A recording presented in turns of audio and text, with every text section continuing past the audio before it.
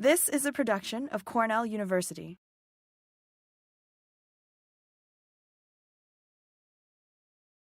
So why South and Southeast Asia? You know, we'll talk in more specifics about the course that Marvin and I are involved with here in a few minutes. But let me speak to this issue just for a few minutes. One reason that we've about 16 or 17 years ago started focusing on South and Southeast Asia was the rapidly changing agriculture and food systems in those countries, and expanding economies, important development challenges.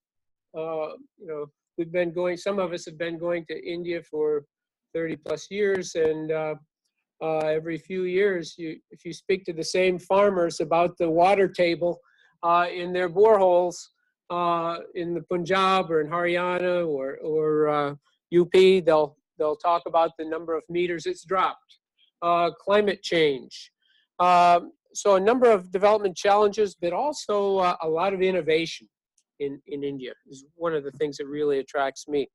A few students have been to South or Southeast Asia before, and then recent improvements to infrastructure that accommodates fairly large groups in relatively rural areas, because that's where we go. You know, we tend to get off the beaten path. It's an interesting place for our students, ethnically very diverse, diverse religious affiliations. This is certainly not the entire list. Tropical cropping systems. For most Cornell students, it's the first time to see turmeric growing, or black pepper, or cacao growing and being processed, or to pluck tea leaves, or to pick coffee, or to taste rambutan or jackfruit. So it's a rich experience for many of our students from that perspective as well. Tremendous variation in crops, farming systems, farming philosophies, fascinating cultures, really fascinating culture. And Marvin must have snuck this one in too. And of course, Marvin's main interest has to do with the fact that it's warm in January, and it's not warm in Ithaca in January. But seriously, the decision to focus this field course in South and Southeast Asia about 17 years ago had some really important pedagogical dimensions as well. First of all, we had really outstanding long-term collaborators, and three of them are in this room, the faculty from India right now, that were eager to host us. Many alumni in all sorts of organizations in India that were very eager to host us. We had experienced and well-connected campus champions. K.V. Raman's one of them. Syed Rizvi up in food science. Ronnie Kaufman. Peter Hobbs had worked there for 20-some years for CIMMYT. So we had a number of people here that had the sorts of connections and experiences and knowledge to make a really rich field course. And then, as I just mentioned very briefly a moment ago, India is a place where we can see really creative and successful innovation in agriculture and in rural development. It's known around the world for the innovative women's self-help group movement, the Amul Dairy Cooperative, the Rajasthan watershed management initiatives, and the list could go on and on and on. India is really a place where you can find some of the most instructive, some of the most impressive, some of the most inspirational innovation when it comes to agriculture and rural development. Yes, lots of challenges, but also a lot of talent and a lot of innovation there as well. I think I mentioned prominent alums a moment ago. We have many of them, and in this course, this is the course that this experience is packaged with. It's actually a sequence of courses, a full year sequence. The title of it's Agriculture in Developing Nations. It's a interdepartmental, interdisciplinary course. It's been offered for 50 consecutive years. This is the 50th anniversary for the course. More than 1,800 students have participated in that course over the last 50 years. It reads like a who's who in among leaders in international agriculture and in rural development. I had a chance to look over that list a few weeks ago. Many faculty at this institution, I'll back up here in a minute, but no more famous alums than these three right here. Your colleague on the right there, Chris Ween, I think participated in the first one, didn't he, KV? Yeah, 50 years ago. He was a student in the first, at that time it was called International Agriculture 402. Chris Ween, Bill Fry, Ronnie Kaufman, many other faculty members maybe didn't participate as students, but have been on the faculty. But been dozens of people, including many that are currently in SIPs, who have participated as faculty members. I don't know, Ken, did you do it? There's Ken Mudge in the back there. You did probably. Ian Merwin did. Jane Mount Pleasant has. Many for the faculty, your colleagues have participated in this course. Looking at the alumni, you know, we find many people who've gone on to be leaders in the International Ag Research Centers, the CG system. We have many that are professors, not only at Cornell, but around the U.S. land grant system and around the world. Leaders in the World Bank, in the Asian Development Bank, in the Latin American, Inter-American Development Bank, USAID, Foreign Ag Service of USDA, and on and on and on we go. The private sector. You know, we bump into our students while we're in the field who work for Pioneer Seeds or Cargill or Mahindra, American alums who went on to make a career in Asia. Purposely interdisciplinary. We not only have students from all across CALS, but over the years we've had students from the law school. Last year I think we had 3 from the vet school, ILR, engineering, planning, and so on. And one of the comments that stuck with me that Bill Fry made recently when he was describing the experience he had 49 or 50 years ago in this course as a student is that most of the time when he, in the intervening 4+ decades, has gone overseas to work, he works on one focused thing in one place.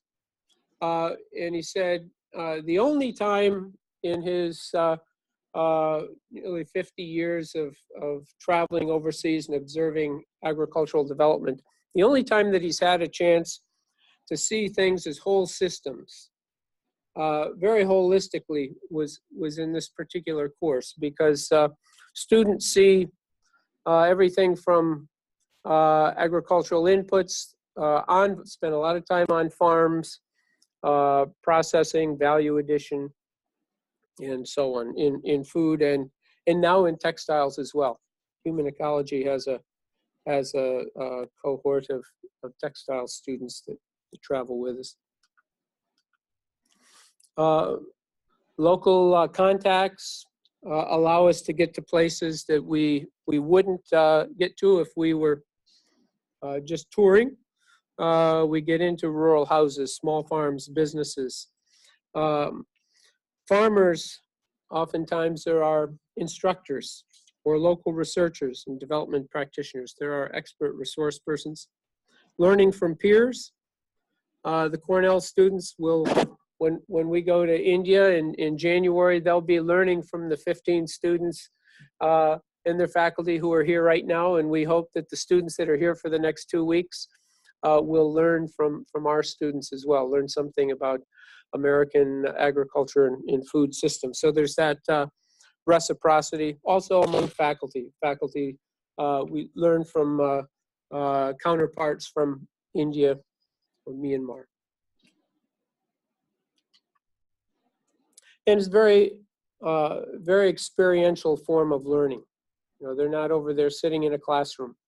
They're over there in the field, speaking with farmers, researchers, practitioners. As I mentioned, the class structure, it's a full year course.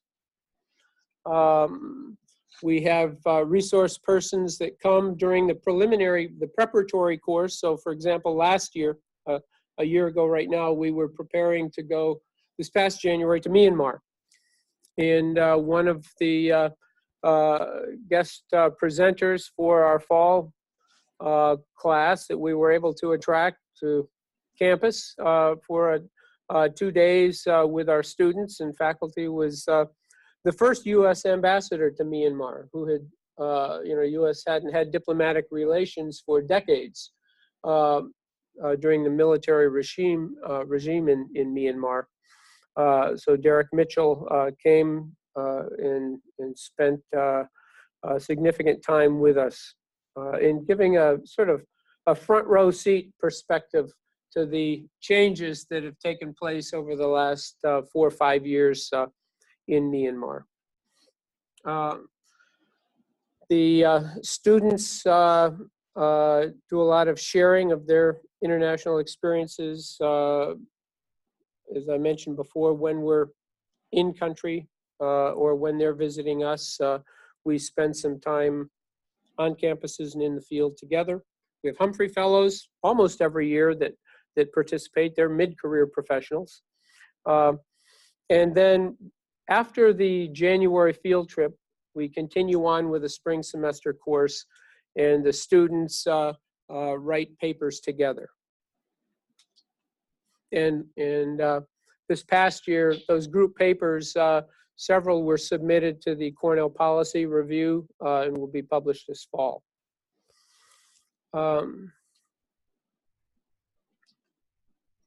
So just a couple minutes about India. You know, we know that it's the world's largest democracy. It's really wrestling with its own identity in many ways and its own development trajectory. Soon to be the most populous country in the world, just about 1.3 billion people. So more than 1 out of every 6 people that walk on this earth is from India. Millions of farmers. The last census that I saw, agricultural census in India, had the number of individual farms at, I think, around 120 million. And most of those small or marginal farms in terms of size. And a fair amount, even though it's got a very large and rapidly growing middle class, which a lot of Americans don't realize. It also has, a large amount of rural poverty and food insecurity. A few statistics, they certainly don't tell the whole story. I think another thing we know about India in this country, or we read about, hear about in the media, is that it's an established global leader in information and communication technology, computer software, and just bring to your attention, some differences in GDP. The thing that strikes our students when they go to India is that second set of things that are circled, density. When our students go to India, they almost invariably remark about the number of people. If you come from upstate New York, I happen to come from a county in north central Pennsylvania in the Allegheny Plateau. I still have a farm in that area. And the population density there is 4 people per square kilometer. And in India, it's 410. And in parts of India, like Uttar Pradesh, it's probably 12 or 1,300 or something like that. So it's a very densely populated country. It's a young population, thus the rapid increase in population. If we look back just to 1960, that seems like ancient history to the students in here. It doesn't seem like ancient history to Marvin and me. But 1960, the population was under 500,000, under 500 million. And now it's about 1.25 billion. So a very rapidly growing population, a large rural population. The thing about obesity, one of the things that's changing there and has got the attention of a lot of people in the field of nutrition is this so-called double burden of malnutrition. As countries have a growing middle class, as India does, middle class people eat differently than poor people. And so we're seeing fairly rapid increases in obesity in many developing countries as the middle class grows. And let me just point out in closing that this is the area of India. Marvin's going to speak to Myanmar. This is the area of India that we've been working in. Now, we have students here today that are from Assam, up here in the Northeast. How many, raise your hands if you're from Assam. They're from Assam Agricultural University, up there. And students, raise your hands if you're from University of Agricultural Sciences in Dharwad. Okay, that's in Karnataka, down in this area. And so those are our partners this year. Those were our partners a couple of years ago, the last time we went to India. And so in January of this year, we'll be in that area for about 2.5 weeks. I'm going to stop there, and Marvin's going to talk about Myanmar. So the other place that we go as a class is to Myanmar, which used to be called Burma. And it used to be the breadbasket of Southeast Asia. And one of the reasons is it just has an incredible climate, from tropical sea level environments to mountains where you can grow apples and cool season crops. Lots of water and soil resources, but now it has the lowest yields per acre of any Southeast Asian country. And I'll tell you why in a second. It's primarily now a rice-based diet that people eat. People just eat rice all the time, and there's not a lot of diversity there. And very low levels of fruit and vegetable consumption. Part of the reason for this poor performance of crops and diet that's not very strong is because of the government and this situation that happened after the British, they got independence in 1948 from the Pritts. But then there was a coup in 1962, kind of took over the country for about 50 years. Very strong centralized military dictatorship that told people, if you want to own land or manage land, you have to grow rice, because they didn't want people starving. They didn't want to revolt. So they rule with an iron fist, and they ruled for a long time. And that was when Aung San Suu Kyi was in prison, and she got the Nobel Peace Prize and all that. A lot of strife in that country. As recently as 2012, there was a ceasefire with Chin State, which is one of the several states in Myanmar. But there continues to be ethnic violence in Rakhine State with the Rohingya people, as you read about, in Kachin and Shan State. This has been going on for years and years. We're just now hearing about the Rohingya people, but that's been going on for quite a while. But the military government allowed elections. In 2016, the first non-military leader was installed. But in the truth, the civilian leader does not control the military. The military still controls several ministries. They also have a guaranteed number of seats in Congress. So the military, even though it looks like on the surface it's a democratically elected government, and we pull back some of the sanctions and so forth to help that, the military still rules with an iron fist and still is causing trouble over in Rakhine State. here's where Myanmar is. It's next to India, and it borders Bangladesh and India to the north, China, and Laos and Thailand. But notice how long it is. It's almost like Chile, where it's this really long country with a lot of different growing regions, and all kinds of fruits can be grown there. But the problem is, it's also a very poor country. And if you look at the income per worker, farm worker, in Myanmar, it's way, way down at the bottom. People just don't make a lot of money.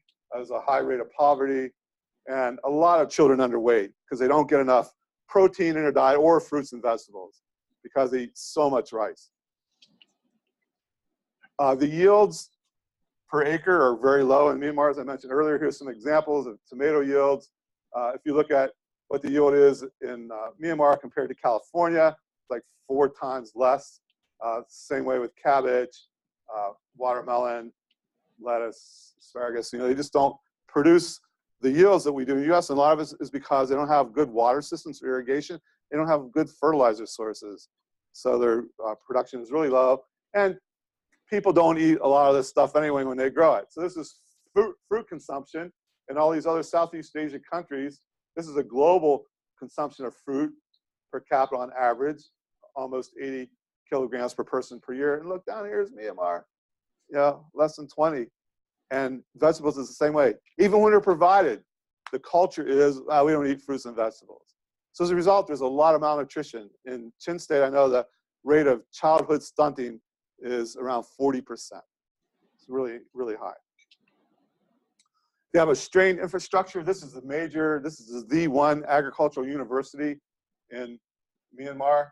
And this is a Department of Horticulture building, the main university. They also have these 14 ag institutes scattered around the country. And this is one of them. And there's the horticulture department. And here's a photo from one of the labs. And that's what it looks like. So there's a long way to go there for them. And it's really difficult to come in and help because it's still so centrally managed that for us to even go there and visit, we had to get a letter from the capital city granting us permission to go and visit. And then when we asked to borrow the curriculum to look at, they had to make a bunch of phone calls to get permission to even give us the first year curriculum, like this, the list of courses that students had to have, because they were afraid of doing something that wouldn't be in line with the central government's wishes. So it's a incredibly wonderful people, very friendly, but very challenging to work in. Here's some of the roads. And this is not atypical. It connects the villages.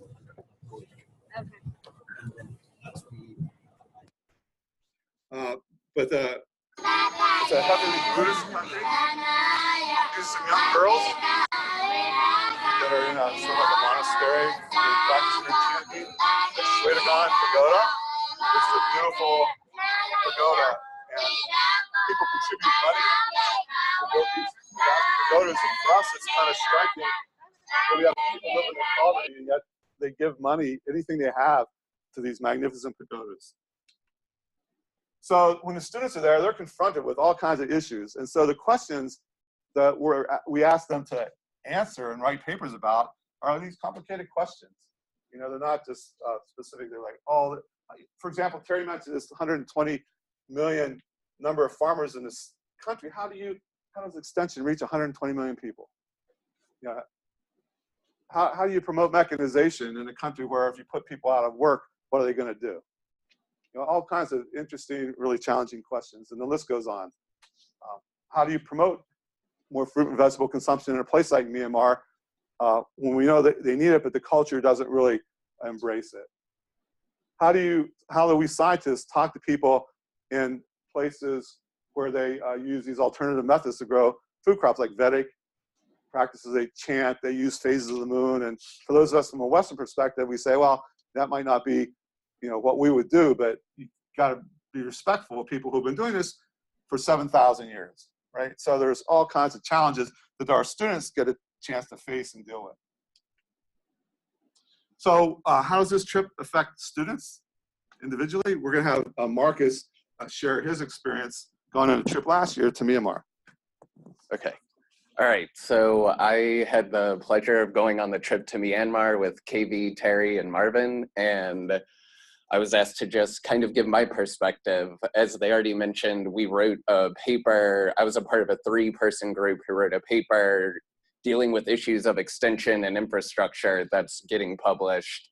And for me to talk about the impact it had on me, I want to just talk about 3 things that I really noticed when I was in Myanmar, when we were visiting all these different small villages and farmers, and also just getting to know the students.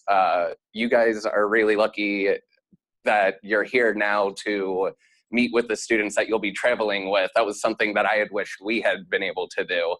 Because by the time we started connecting with the students, it seemed like our trip was already over. So for me, I really appreciated the work ethic that all the students had. It really struck a chord with me because they're not only taking full class load credits wise and trying to become plant breeders, plant geneticists when they're first generation students, but they're also doing so with all their books being in English, not even the language they're primarily speaking. So I know for me, it really made me think about how I've had so many hard classes here as a Cornell student.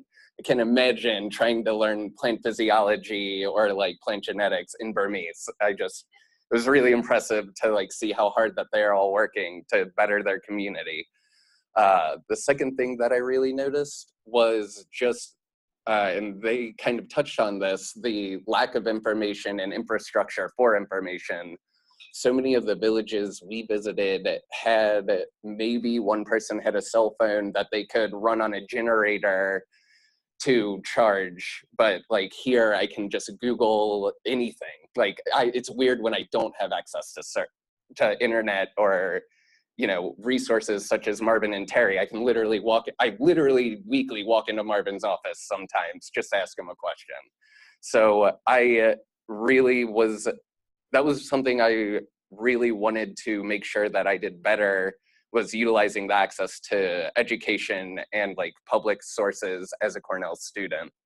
And then the final thing, and this was also touched on, was every village we went to, even though they might have been growing rice to sell that was more nutritionally dense or better for you nutritionally, they were all the farmers grew their own landrace varieties and were so proud of it. And that pride in like what they were growing and the education, what education they had access to via extension agents, even if it was limited, they were super proud of being able to like contour farm on a hillside or grow ginseng to sell at market. But at the same time, they were super proud of what they were growing and would feed us their rice. And it was just a really humbling experience to see how proud they were of it. And it kind of like really resonated with me. Like I want to, I guess for takeaways, for me, I really want to be more engaged in the communities I'm in. As a senior in plant science, I'm a peer mentor to 5 new students. And it's a really unique opportunity to give back. And I kind of think that before this trip, I would have said, oh yeah, peer mentoring is a great idea. Someone should do that. But after the trip, like getting to know these students who all they want to do is like learn to then give back really was a catalyst for me to want to do just that. And also with our publication in the fall, we tackled different aspects. Like we had 15 students, or how many groups? We had 6 different groups, varying lengths, varying subjects. And that's a really also unique opportunity to work with people who weren't necessarily in your major or like have a different perspective to also then give back to a community. And kind of the final thing is just realizing like, yeah, I feel busy as a student here. Everyone does, but there's always that like extra half hour or hour I can carve out of my day to either work on my personal relationships with other students or professional relationships with professors to, I guess, catalyze change. So that's pretty much my 5 minutes. And what Marcus didn't say is a lot of these countries, the students in college, they get up at 6 in the morning and do a couple of hours of field work before they go to class. And they come back in the afternoon and finish up the field work. So you got real experiential learning, but it's very hard work and pretty amazing. So quickly, to finish out, I'm going to just show you a bunch of slides really quickly. India, how we travel by bus. Sometimes we travel by train. India is a very beautiful country in many places. But I want you to notice it's a little bit hazy, and there's this layer here of smog. And for those of us from the States where we're used to pretty clear skies, you know, it's pretty hazy. And a lot of it's because there's still a lot of burning that goes on in India, and a lot of garbage is burned and wood fires that creates a haze over much of the country. There's also, we're not used to seeing, you know, sewage along the roads, and we all have very strong regulations about that. In India, that's not the case. It's also very beautiful places, palaces, but it's also very crowded, as Terry said. Lots of people. I'm going to show you a little, just a little example of just walking down the street.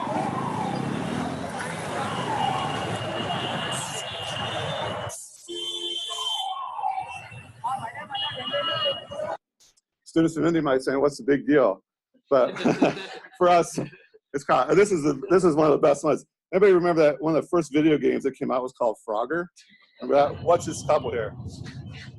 Like in a lot of like commercials these days, like at the mall, and there's this guy wearing like a suit, and I was like, no one asked him to do this before. So that's how you do it. Again, for us, it's just pretty amazing. We wait for the light to change the crosswalk and cross river. So a lot of wealth in India. We don't think of India necessarily, but this is a wedding that was going on outside one of the hotels we stayed in. It was like a 3-day affair, and very elaborate with the stage and all that. Terry mentioned water. A lot of the farmers pull water out of these boreholes, or they carry water from a central spot. A lot of time spent carrying water. Typical farm in India, you know, a few cows, some chickens. Everybody has a motorcycle to get around. Growing lots of different crops. Some of the faces of some of the people. I wanted you to notice this field of tomatoes here. There's some women picking tomatoes, and there's this fella here. He's sitting in the ground under the tree. And again, one of the things that's really hard for us in this country to kind of accept these big, strong gender roles. So these women are out in the hot sun picking the tomatoes, carrying them back. You know, now he's laying down, he's taking a nap. It's getting hot. It's hot out there. He's in the shade tree, and then he sits and counts the tomatoes. That's his job. So it's, you know, here it's a lot more equal in terms of that sense, but there's very distinct gender roles. Here we see turmeric being harvested. I've seen that. Does anybody know what this is? Anybody yet? Still no guesses? This is mace, right? And this is nutmeg. Yeah. And they're separating it and getting ready to sell it, drying it in the sun. A lot of intercropping, coconut palms, coffee, chocolate growing under the trees. And if you haven't seen chocolate before, some examples. How about this plant?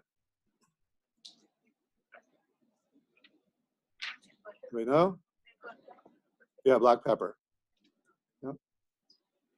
A lot of rice paddies. Interesting markets. What is that? That was it's a gourd called is it elephant gourd?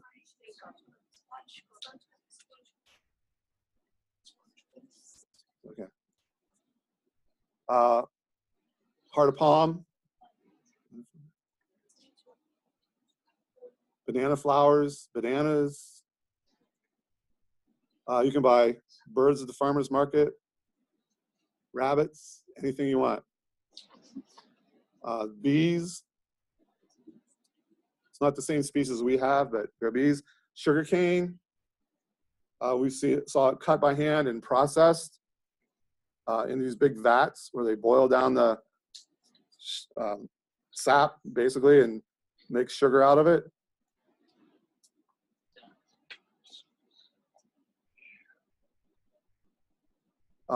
corn processing, value added, chicken farms, tea, yep. Got a chance to pick tea and crush it and ferment it and brew our own tea. This is a large-scale tea factory where they're drying the leaves. And then different teas we got a chance to taste. A banana planting, banana research, papaya, more bananas. How many of you are from Darwad? These are a couple of graduate students on a Sunday afternoon at Darwad collecting data. Just want to point that out to the grad students. There's germplasm repositories. Here's one for some of the grain crops, the dryland grains we visited. Tamil Nadu is a famous agricultural college that has a lot of fruit growing. The Indian Institute of Rice Research. I like this place, the Pest Repellents Cafeteria. Sounds like a good name. Yeah. So students. Oh yeah, they had a farm for retired elephants, so we're used to being around people, and they like to interact with people, so we got a chance to climb up in the elephant. In Myanmar, another really interesting place, Chris Wing, who went with me in April this year, said he's never been to a country where the people were more uniformly friendly as Myanmar. Really incredible. A lot of people wear this paste on their face. It's sandalwood, and they rub it on their face. It's sort of like a sunscreen as a way to keep the skin looking fresh. Most of Myanmar is in a delta region. The IARD River runs through there, but there's a lot of mountain regions as well. And when we were there with the class, we mainly stayed in a lower delta region, lots of rice grown. But it does have mountains, and this is Chin State, where it's a lot more mountainous. This is our bus, drove around. We were at the airport in Mandalay, and some guy came running on the bus. He goes, I can't believe it, I'm a Cornell graduate, and I can't believe there's a bus here with Cornell in the front of it. That's pretty exciting. And I want you to notice the license plate here. Whoop. It's kind of, it looks like it's like painted a little bit, right? So what happens is, in Myanmar, each state has a different license plate, different color. And if you happen to want to drive in another state, doesn't have the right color, you just get out the paintbrush and paint your license plate the right color so you don't get stopped by the police. And once in a while on these dirt roads, something breaks down. Here's a truck broke down, and we couldn't get through. We had a bus, so we all had to get out and push this truck out of the way so we could get through. Some beautiful pagodas that were built around 1000 AD by the first Buddhists that came into Myanmar.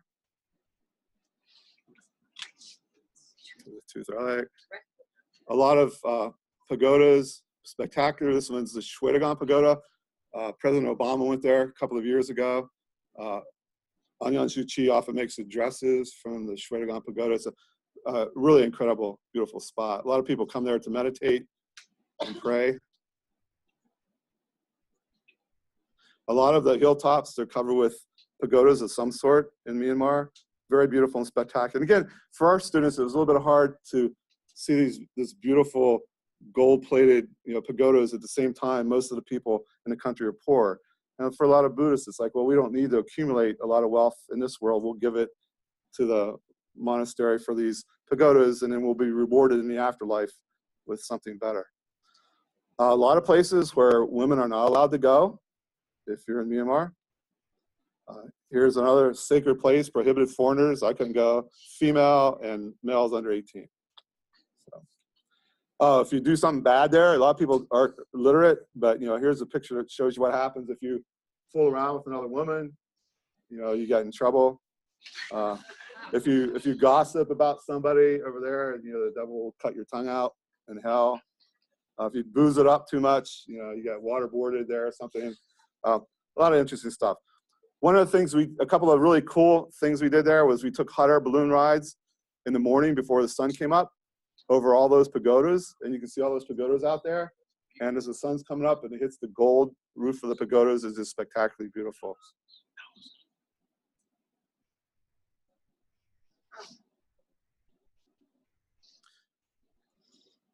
So these animals are being replaced with some of these crude machines, but these machines can be used for lots of purposes, and they're becoming very popular. These little pull-behind tractors. This is interesting. we were there in the dry season, but it rained one day. We were there during dry season, and the growers freaked out. And we went to visit a vineyard the next day, and they were spraying fungicide because it rained. And look, they're just mixing like whatever they can find together, and they're putting. Look at this bag of Furidan out there, which we don't use anymore. This fellow here was mixing it in his tank, and then they were pumping it out in the hose, and they were hauling the hose down the row. And then somebody there with the protective equipment on was spraying even she had gloves, was spraying the grapes. And yeah. We went, yep. Last thing I want to show you is we went to this inlay lake where there's a place that got lots of flooding after rainfalls, and the water level would go up and down, and the people's gardens would get flooded out. So what they did was they decided they were going to move the village to the water and build these mats where they could put the vegetables on the mats. And when the lake level would rise, the vegetables would just float up on the mats. So we would go through these villages and drive right through the eggplants and so forth. The tomatoes, they float. Pretty cool stuff. Dragon fruit. All right, so don't tell me time's up. So we'll stop right now and see if we have questions.